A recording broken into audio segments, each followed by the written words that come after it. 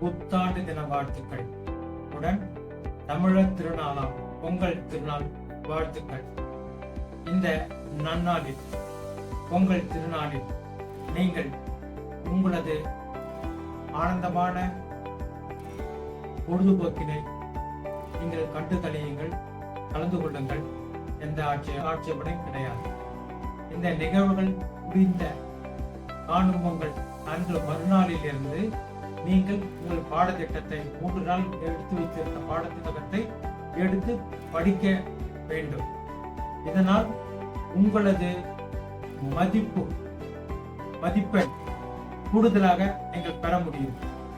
ஒவ்வொரு வகுப்பிற்கும் ஒரு நிலையில் தேர்வுகள் நடைபெறும். 9ஆம் வகுப்பு மாணவர்கள், 10ஆம் வகுப்பு மாணவர்கள், 11ஆம் வகுப்பு மாணவர்கள், 12ஆம் வகுப்பு மாணவர்கள், இவர்கள் அனைவருமே சற்று ஊன்றி படிக்க வேண்டும். இதுதான் உங்களை அடுத்த நிகழ்வுக்கு எடுத்து செல்லும் நேரமாகும். நீங்கள் 10ஆவதில் எடுக்கும் மதிப்பெண்கள் பிளஸ் டூவில் நல்ல குரூப் தேர்வு செய்வதற்கு உதவி செய்யும். பிளஸ் டூவில் எடுக்கும் மதிப்பெண்கள் அடுத்த கட்டமாக கல்லூரியை நாடும் பொழுது ஒவ்வொரு கல்லூரியும் எவ்வளவு மதிப்பெண்கள் இருந்தால்தான் நாங்கள் இந்த மாணவர்களை சேர்ப்போம் என்ற நிலையில் இருக்கும். நான் சொல்வது நல்ல கல்லூரிகள். இந்த கல்லூரிகளில் நீங்கள் படிக்க வேண்டுமானால் அவர்கள் நிர்ணயித்திருக்கும் மதிப்பெண்களை விட கூடுதலாக நீங்கள் எடுத்திருந்தால் அடுத்த கட்ட நிகழ்வுக்கு இது பயனுள்ளதாக இருக்கும். ஒருவேளை நீங்கள் மதிப்பெண் குறைவாக எடுத்து இருப்பின் உங்களது அதாவது நீங்கள் கனவு கொண்டிருந்த பாடத்திட்டங்கள் கம்ப்யூட்டர் சயின்ஸோ மெக்கானிக்கல் என்ஜினியரோ எந்த துறையிலும் உங்களால் செல்ல முடியாது. நீங்கள் நினைக்கும் பாடத்திட்டத்திற்கு அதிக மதிப்பெண் எடுத்தாலுடைய அந்த கல்லூரியில் அதாவது நல்ல கல்லூரியில் சேர்க்கை கிடைக்காது. எனவே நீங்கள் பிளஸ் 2 மாணவர்கள் ஊன்றி நன்றாக படிக்க வேண்டும். இதனால் கூடுதலான மதிப்பெண் கிடைப்பதால் நல்ல கல்லூரியை தேர்ந்தெடுக்க வாய்ப்பாக அமையும்.